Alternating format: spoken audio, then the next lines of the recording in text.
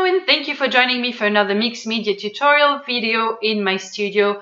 It's really hot and steamy out here today, and paint is going to dry pretty quickly, I think. So I'm working on my paper mache project here, and I'm going to use those art letters to decorate my studio and my new mixed media art supply shop.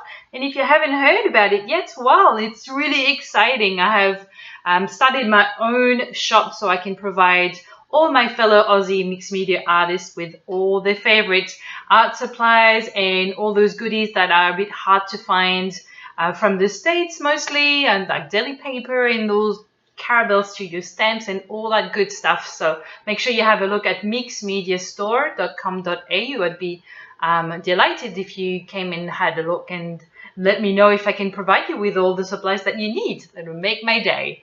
Anyway, so as you can see here, I'm going with some orange and a sort of a pinkish reddish color because those two go really great together and are very fiery.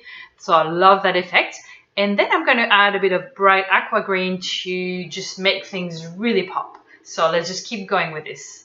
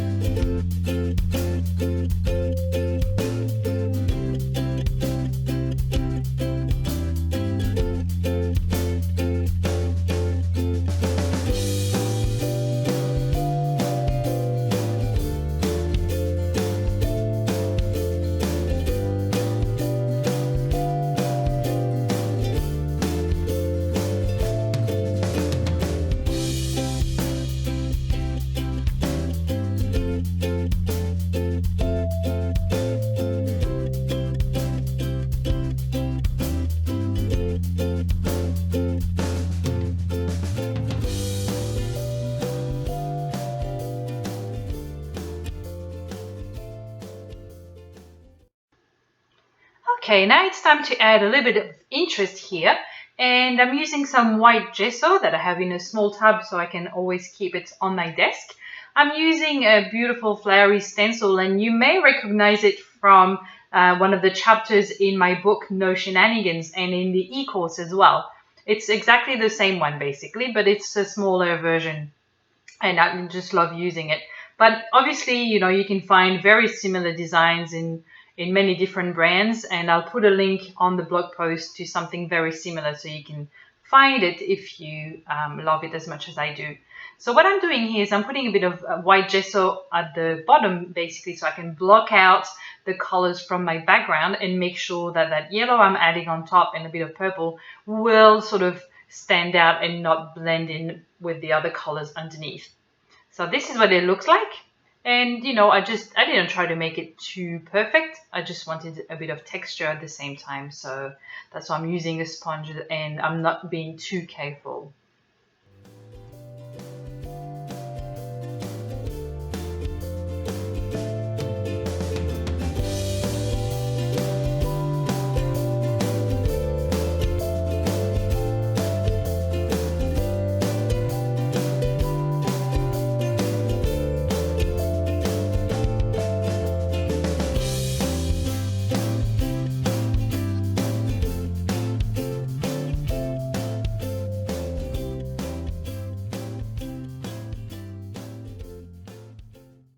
Okay, everything's dry enough now. I'm going to use this beautiful new stamp I just got in the store, and it's just got beautiful leaves of various patterns. I think that's going to look really pretty. This one's my favorite on the sheet, and I'm going to use some dark purple ink so it stands out but not too much.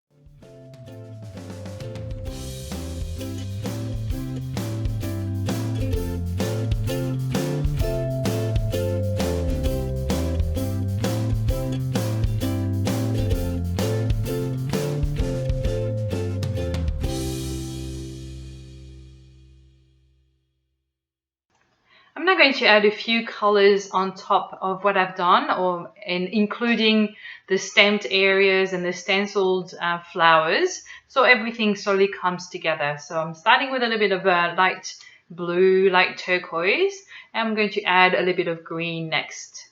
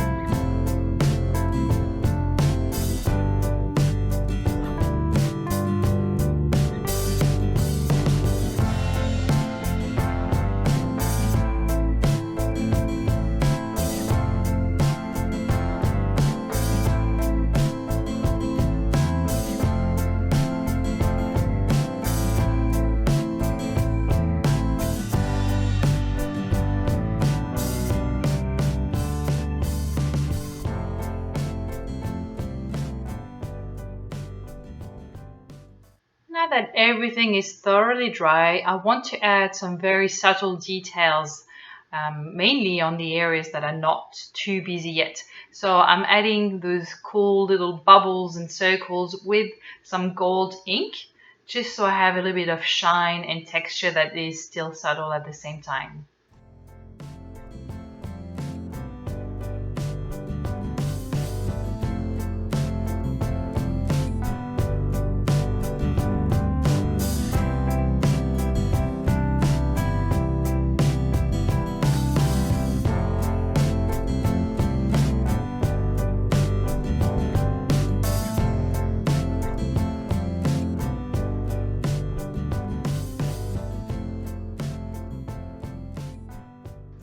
Now I want to add something that is going to make the whole design pop a little bit.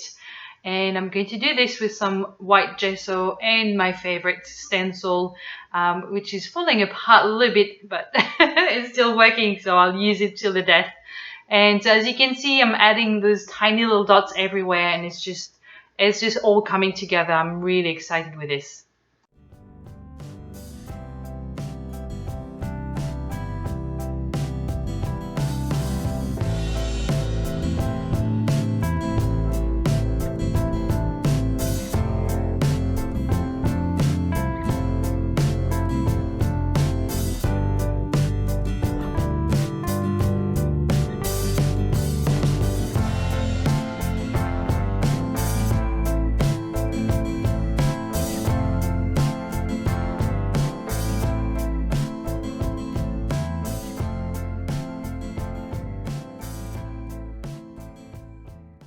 And finally, ooh, big surprise. Yes, no, you know it isn't. I use it all the time. It's my gold paint. This one is an iridescent gold paint. It's very subtle and very pretty. And I'm just applying it a little bit everywhere, but mostly on the edges of the letter, so it will catch the light when it hits the edges. And then finally, after that, I'm going to complete my R letter with some black paint on the bottom of the letter and on the back. Even though no one is going to see the back, I just, I've got a bit of OCD, I guess, and I just feel better if it's all finished and complete and it looks pretty from every angle.